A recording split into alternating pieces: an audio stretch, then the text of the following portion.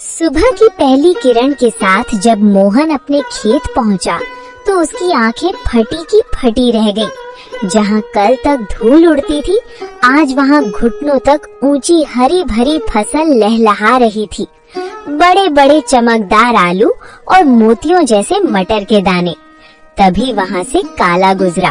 काला हैरानी और चिढ़ के साथ, अरे मोहन, ये क्या तमाशा है? कल शाम तक तो यहाँ मिट्टी उड़ रही थी और आज एक ही रात में इतनी बड़ी फसल। कौन सा गड़ा हुआ खजाना हाथ लग गया है तेरे? या कहीं शहर से कोई चोरी का माल लाकर यहाँ गाड़ दिया है? नहीं काला भाई, ये ना कोई चोरी है और ना कोई तमाशा। ये तो ऊपर वाले की मेहरबानी है।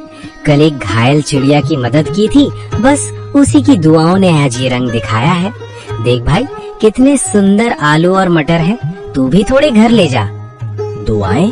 चिड़िया मुझे बेवकूफ समझता है। ये जरूर कोई काला जादू है।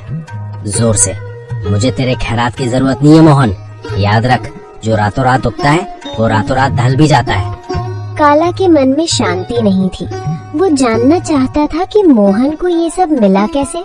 वो बिल्ली के कदमों से मोहन के टूटे हुए घर के पीछे पहुंचा और खिड़की से कान लगाकर सुनने लगा। अंदर मोहन, बिमला और माँ बातें कर रही हैं। मोहन, मुझे अब भी यकीन नहीं होता। वो सुनहरी परी सच में हमारे लिए फरिश्ता बनकर आई थी। उसने कहा था ना कि जब तक दिल साफ रहेगा ये फसल बढ़ती रहेगी। हाँ बिमला, उसने उसी बरगद के पेड़ के पास दर्शन दिए थे जहाँ से मैं रोते हुए लौट रहा था।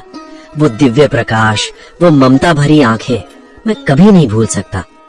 काला भाई को शक हो रहा था, पर उसे कैसे समझाऊं कि ये सब दया का फल है। काला खिड़की के बाहर बुदबुदाते हुए, अच्छा तो ये बात है। बरगद का पेड़, परी और सुनहरी पोटली। अगर उस भीख मंगे मोहन को परी मिल सकती है तो मैं तो उससे कहीं ज्यादा चालाक हूँ। मैं भी कल उसी पेड़ के पास जाऊंगा और उस परी से सब कुछ छीन लूंगा। काला सुबह सुबह उसी बरगद के पेड़ के नीचे पहुंच गया। उसने एक जाल बिछाया और एक चिड़िया के आने का इंतजार करने लगा। उसने सोचा कि वो किसी चिड़िया को घायल करेगा और फिर उसकी मदद का नाटक करेगा। कहाँ है वो परी? ओ चिड़िया, बाहर निकल। देख, मैं तेरे लिए कितने दाने लाया हूँ। बस एक बार मेरे सामने आ जा और मुझे वो मखमली पोटली दे दे। मुझे आलू मटर नहीं, मुझे सोना चाहिए, चांदी चाहिए। मैं उस मोहन से बड़ा आदमी बनना चाहता हूँ। काला घंटों चिल्लाता रहा। कभी रोने का नाटक करता तो कभी लालच में पेड़ की टहनियाँ हिलाता, लेकिन वहाँ सन्नाटा छाया रहा। अचानक एक तेज ठंडी हवा चली और एक आकाशवाणी हुई। काला, प्रार्थना हृदय से की जाती है, लालच से नहीं। मोहन ने एक जान बचाने के लिए अपनी कमीज फाड़ी थी और तू एक जान लेने के लिए जाल बिछा रहा है। जा, तुझे कुछ नहीं मिलेगा क्योंकि तेरा मन ईर्ष्या की राख से भरा है। लालच की फसल कभी मीठी नहीं होती। नहीं, ये नाइंसाफी है। उस गरीब को सब कुछ और मुझे कुछ नहीं।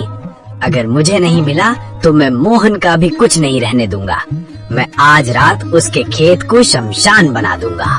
मोहन ने पहली फसल घर लाई। बिमला ने जब आलू और मटर की सब्जी बनाई तो उसकी खुशबू पूरे गांव में फैल गई।